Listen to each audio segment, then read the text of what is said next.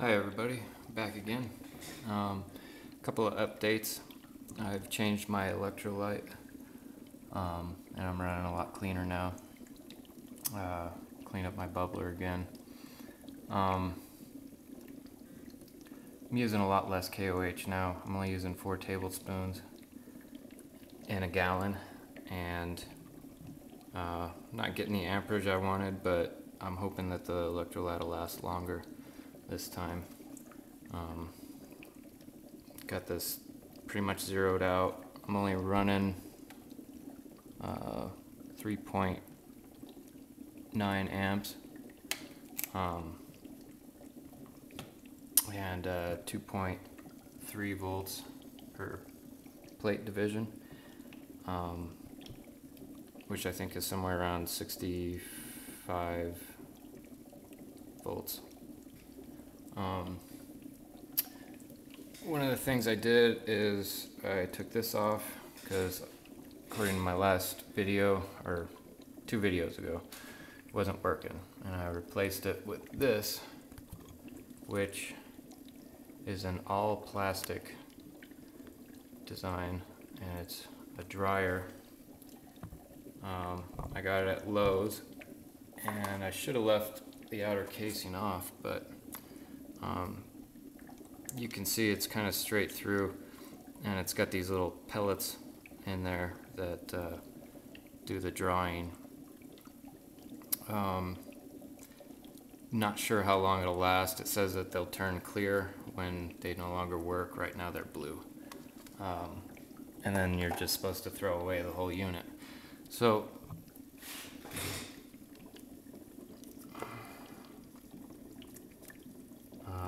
this is just some weird outer casing. This inner casing is all plastic also.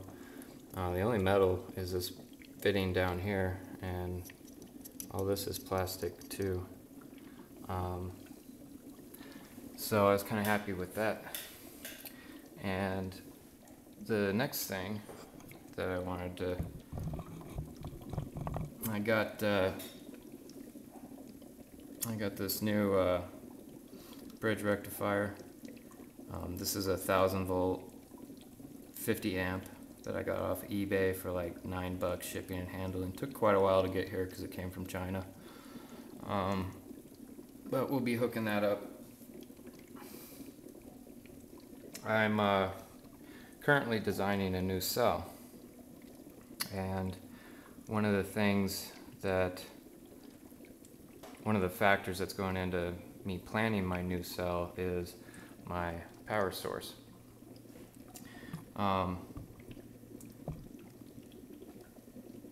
I did some work on this thing, and this bottom one, I don't know if that's going to show up. Anyway, it's fried. It's arcing out, and it's just not good. So I'm not going to be able to run 3-phase, but I can run 2-phase. Now, I wanted to thank Scarecrow and a few other people for pointing me in the right direction on my connections. What I've got here is this terminal right here is a shared terminal. So I have an output and an input going on to this terminal. And this terminal here is the output. That's pretty much always the output. This terminal is my second neutral wire coming in, and it allows for a straight across trade of full winding of the variac. Now, if I was to use this terminal, I could run this variac at an over voltage. So it would increase my actual voltage capability from 115 up to 135 or something like that. Now I can run both of these variacs in parallel, but I would need a choke on the outside where they would both go to equalize the current differences between the two, so it's an equalizing choke. If I was to run these in parallel, I would get 115 volts at double my amperage rating. And these are rated around 20 amps. They were actually rated at 26, but then written down as 20 for an under rating. So if I was to run these in parallel, I could get 40 amps at the same voltage. And I can run them in series, and by doing that, I can double my voltage at the same current rating. Mathematically, it comes out to the same wattage. And the reason that that's important is in designing my new cell, I was talking to Scarecrow, and he was saying that you need 3 square inches per watt. And he says he likes to run his at 4 square inches per watt just to be safe, to keep things cool and running right. And so, taking that into consideration, I get the same wattage output from running it parallel, but I gotta buy a choke or build a choke, which is more money. And it won't even wash out when I build the new cell, because that's gonna cost way more. But by running it in series and having the higher voltage, I can build a bigger cell with more plates, giving me more square inches per plate, per watt. And so being able to run this at 230 volts at 20 amps is going to do 2 things for me. It's going to let me run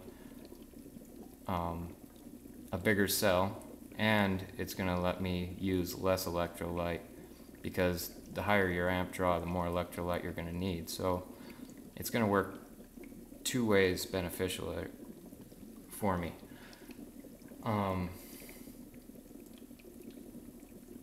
Also,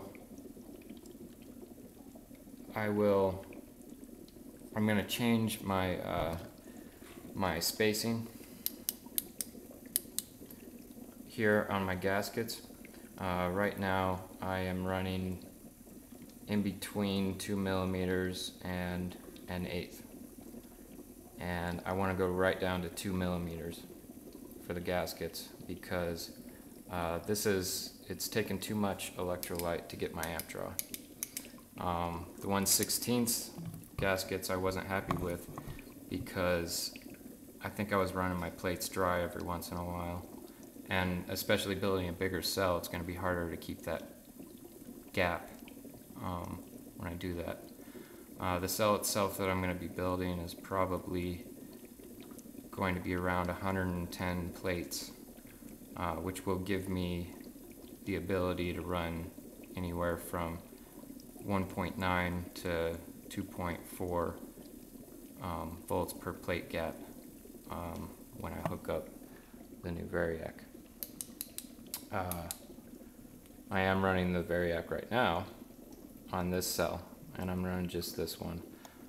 When I hook it up, this one and this one, which is terminal 2, they will be a straight connection to each other.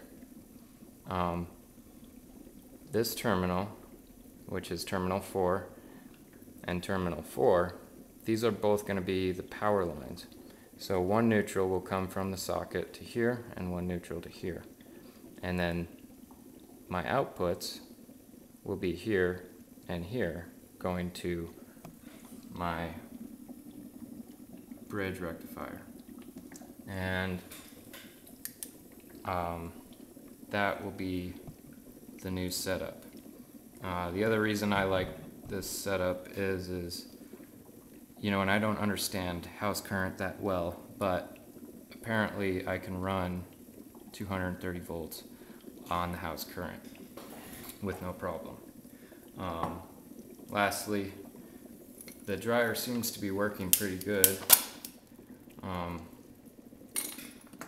My flame, I'm getting a little bit of moisture coming from my bubbler because I filled it up too much, but the flame was burning pretty blue earlier. And as soon as it starts burning up, because I just lit it, as soon as it starts burning up all that moisture that's in my line, it'll start going a lot bluer. See, it's already starting to calm down.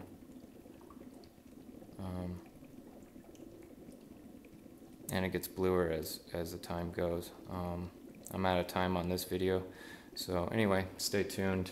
Still breaking in my motor, just taking a little break from that.